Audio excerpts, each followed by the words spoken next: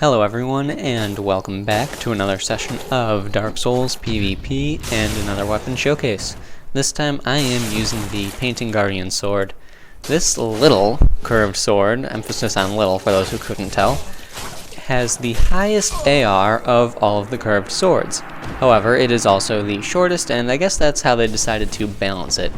It also has bleed and can cause bleeding and all that good stuff that goes with it, and I mean, it was around before the Gold Tracer. This was a fairly decent, fairly unique weapon, and still is, kinda, but the Gold Tracer definitely has overshadowed it.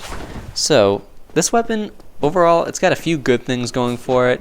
It's got a few, well, more like one really bad thing, and that's pretty much the only con it's got. It's got one major flaw. I'm guessing you can tell what it is already.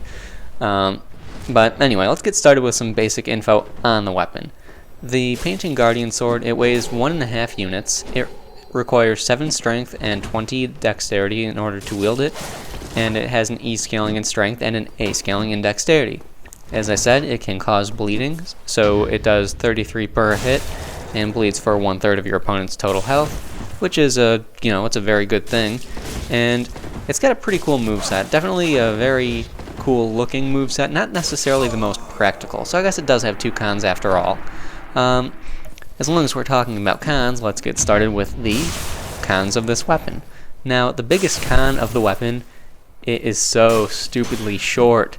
There are so many times I am just pressing R1 and I'm misjudging my distance with this thing. I just couldn't get used to the shortness of its moveset, of its reach. I just couldn't get used to the shortness of the weapon. There's really nothing other than that really sort of stuck out as far as cons are concerned, until just now when I was talking about its moveset. Its R2s, yes, they look cool. They're not that useful unless you have someone with a great shield and they're just blocking it all and it's racking up the bleed damage on them. Then it looks cool and you're doing something at least. Or if you have someone with 0 poise and you stun them with it, then yes, that does work. However, the chances of it happening, it's not too useful. Unfortunate, but true. Really though, those are the only two cons of this weapon. I mean, if this weapon was longer, then it would be a buffable Gold Tracer that has a higher AR. That's pretty much what this weapon is, but short. So, that being said, if you were to buff this weapon, then you would essentially have a Brandon build that just has a shorter weapon and causes bleeding as well. Not necessarily the most useful thing, because that type of build really relies on the damage from the buff and the reach that it has. You're not going to bleed someone before you end up killing them with your Dark Moon Blade Falchion. So, it is what it is. Anyway, the pros of the weapon, it's got the highest AR of the curved swords. It has a fairly decent moveset. It can stun pretty well.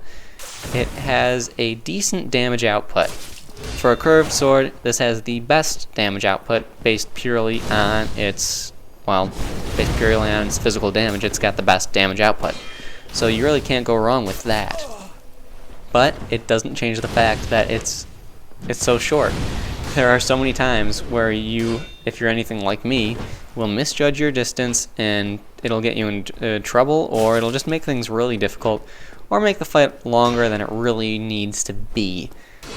It just is the way it is. It's a short weapon, and you should expect that going in. You're going to take a while to get used to it and be missing a bunch of attacks. So, really, that's all I can say about that. It's just too short for it to be very useful in PvP. Unless, of course, you put a buff on it, but then you'd be better off with something that has more range, like a Falchion or a Scimitar. So, it is what it is. And then if you're just going for straight bleed damage, you're just better off with Gold Tracer, because yes, you've got useless R2s still, or next to useless, and also at that point you're able to have a weapon with longer reach, still the same bleed bonus and all that good stuff. And yeah, that pretty much sums up this weapon. There really is not too much to redeem it. So that's really my opinion on it. I'm sorry if it's a bit biased, but the shortness of this weapon, it doesn't really work for me. If it had a different move set, maybe, but because it's pretty much got the standard curved sword R2s, it's really just not doing it for me. I don't really care for the weapon. It's manageable, that's for sure. It has a decent AR, it can do bleed damage, but is it preferred? Nope, not in the slightest.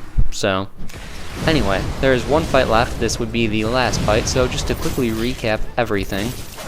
The Painting Guardian Sword, it weighs 1.5 units, requires 7 strength and 20 dexterity, E scaling in strength and an A scaling in dexterity. It does more damage than any of the other curved swords, and it causes bleed. However, it is the shortest, so that's something you definitely need to keep in mind and be prepared for a lot of missed attacks, because your distancing just probably won't be right. So, anyway, I hope you guys enjoyed the video. Sorry if it was a bit too negative for a few of you, but it is what it is.